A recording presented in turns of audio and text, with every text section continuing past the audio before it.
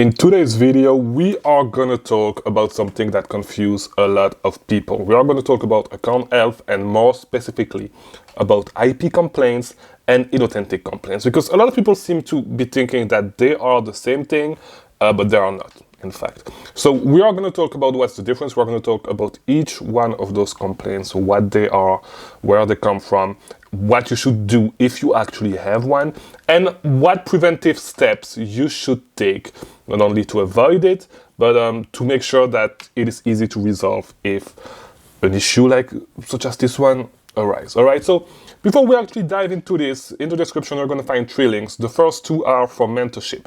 If you need a one-on-one coaching from someone to help you scale your Amazon business, this is going to be the second link. All right, so click on the second link. You can book a call with me. We're going to build a plan to make sure you're able to scale. We're going to analyze what problem you are having that is not allowing you to grow, not allowing you to reach your goals, and we're going to build a plan for you to actually reach those goals. Right above that, we're going to see a plan for a mentorship group that I'm going to start soon with a few people. Join the wait list. It's going to be a paid program where I'm going to take 4 to 6 guys for 6 to 8 weeks and help them reach their first $10,000 in sale. All right, go from $0 to $10,000. Reach out.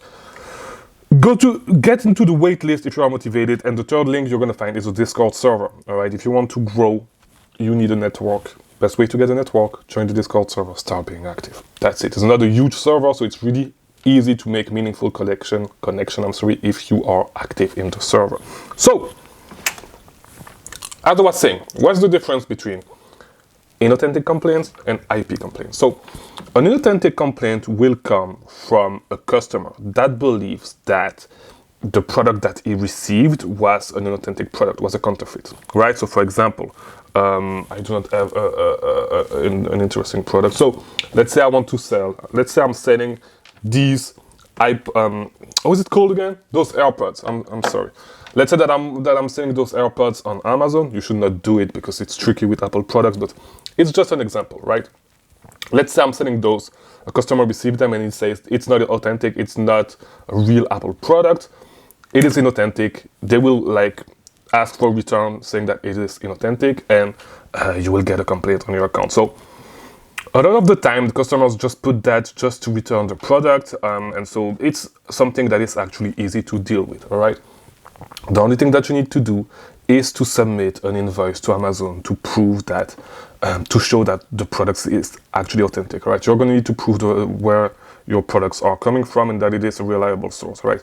It's either going to be with invoices or with receipts, and so of course you're going to need to actually, and we're going to talk about that in the preventive steps, but you are going to need to keep a good records of your inventory documentation, right? This is super important.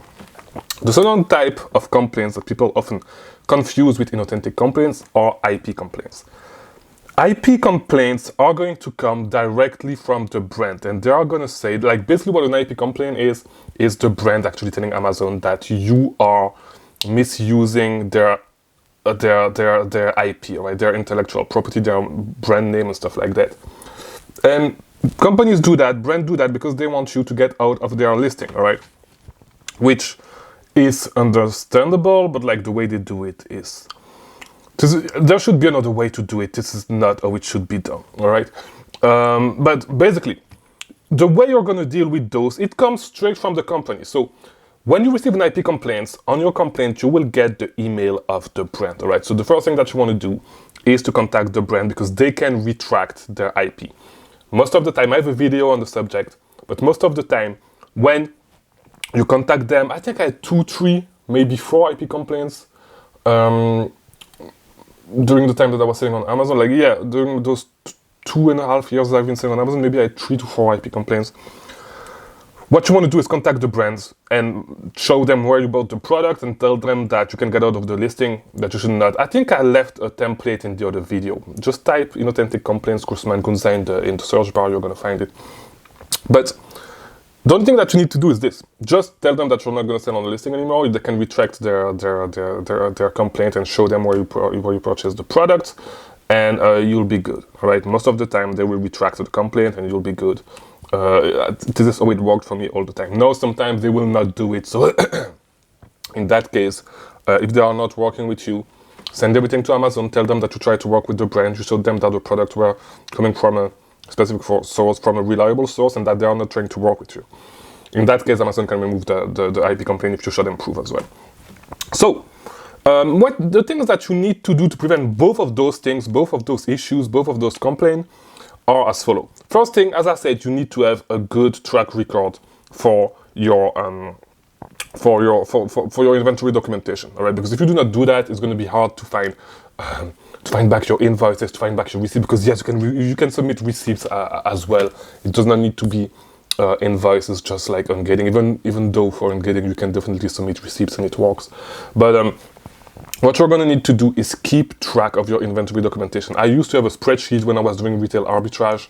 Now that I do online arbitrage, you know, it's way easier.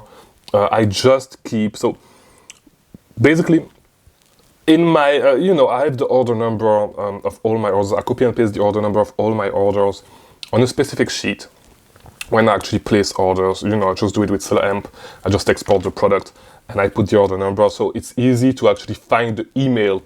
I just need to copy and paste in the search bar in Gmail the order number, and I will find the email confirmation. And it's just easy. I just get all the email confirmation. I just send it to Amazon, and it fixes the issue. Now, for retail arbitrage, it's going to be a little bit different, right? For retail arbitrage, sometimes on the receipts, you're not going to have the name of the product and the SKU, right? Or a picture, all right? All that stuff. You're not going to have all that. So what you want to do is take pictures of the product, of the barcode of the product. Because, for example, if you do retail arbitrage, you buy at Russell, you know that it's just numbers, all right? It's their SKU on the receipt.